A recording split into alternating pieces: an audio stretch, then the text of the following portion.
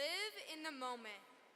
There is nothing better about my brother than his ability to live in the moment. George has taught me a lot, but the most important thing he has taught me is to be present in the moment for my family and friends. Thank you, George, for being present for the biggest moments of my life and being present to the Iowa FFA. Not everyone is lucky enough to be best friends with their cousins. I've had the opportunity to grow close enough to have George be my brother. We often got asked in high school if we were twins. George has always been there no matter what, and I know he was there to show up for the FFA. Anywhere George goes, he leaves behind a humble reminder to do what is right, even if that's not what everyone else is doing. No matter who he has encountered or the experiences he has gone through, his ability to stay true to himself is the most admirable quality he has taught me. He has taught me that no matter what you do in life, if you are not true to who you are, nothing is worth it. Through his service, I have learned to always have fun. We would like to introduce our brother and cousin, your 2022-2023 Southwest State Vice President, George Martin. Loud thunder, heavy rain, thin line between joy and pain. It's a long, strange trip, it's all insane. You ain't never gonna be the same. Living life through the night, thin line of a lightning strike. Sometimes the only light when the moon is tucked away, pistons pumping. Picture this. First grade George up to bat against a giant fourth grader on the pitching mound. To say the least, I was a little intimidated, but I shook off the fear and stepped into the batter's box. And there I was, waiting for the pitch.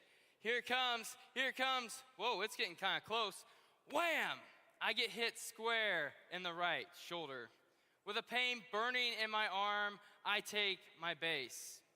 But before I know it, we're in the next inning. I've forgotten all about the pain in my arm, and it's my turn to be up to bat again. So I walk out of the dugout and back into the batter's box. This time, a little further back. And there I was, patiently waiting for the pitch.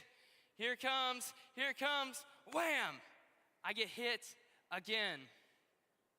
With the pain stinging, I head back to the dugout where I tell my coach I'm pulling myself out of the game because I was tired of being hit by the pitches.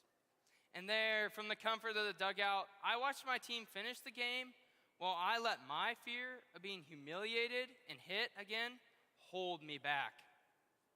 We all have these moments of fear that lead us to making decisions that we may later regret. Whether it be pulling ourselves out of a game or just giving up when the going gets tough. Fast forward 9 years, I'm in high school now, I'm not playing baseball anymore, but I have another opportunity to step up by joining the Shenandoah Fire Cadet program. Now this sounded like so much fun, and if I were to join, I could train with the fire department and be part of a different team, the cadet team.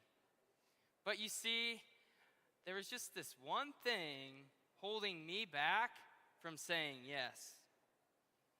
I had a big fear of heights. Yeah, that's right. I wasn't the kid that was climbing massive hay piles, ladders, or even riding roller coasters because I was scared to get more than 2 feet off dry, level ground. So all I could ever think about was, what if I had to climb the 75-foot truck ladder? Or what if I was suspended in the air? Or even worse, what if I fell? No way, man, not for me. There's no way I was going to do that. So that's what I did. I said no and decided not to put my application in and sit on the sidelines in safety. Meanwhile, my brother and friends got to experience all the fun of being a fire cadet. And they tell me all these stories about everything they experienced and learned. For example, they gotta go through obstacle courses, riding trucks, and use radios. And I honestly felt a little left out. So that next year, I decided I had enough of letting my fears control me, and I put in my application.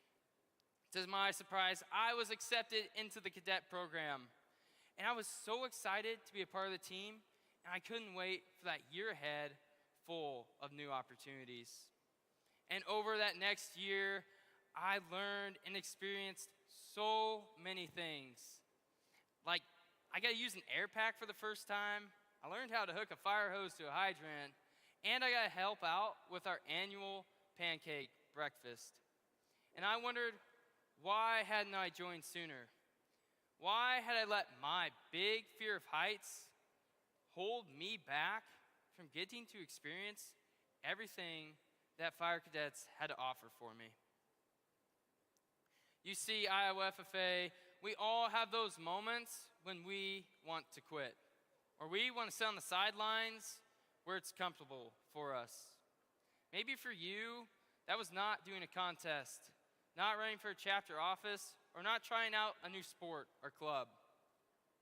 But what we seldom realize is that if we take those new opportunities, we may learn something new, meet a new best friend, or find something we love. When I pushed myself to join fire cadets or step back in the batter's box after I was hit, I found that the satisfaction of pushing past my fears was greater than being comfortable with where I was at.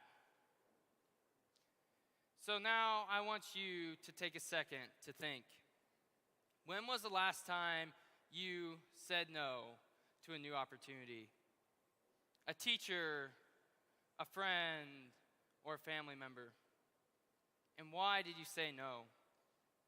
Did you say no out of fear of not being good enough or letting someone down? We all have those moments when we let our fears control us. But if we always let our fears stand in our way, we may never get to truly experience what life has to offer for us. So I challenge you to step up and take a swing at a new opportunity, whether it be doing a contest, running for a chapter office, or trying out a new sport or club. Because if you always sit on the sidelines, you may never know if you could have hit a home run. So Iowa FFA, step up to the plate. Oh, that's all right. That's just the kind of life that made me who I am. Just taking my mind on a visit back in time.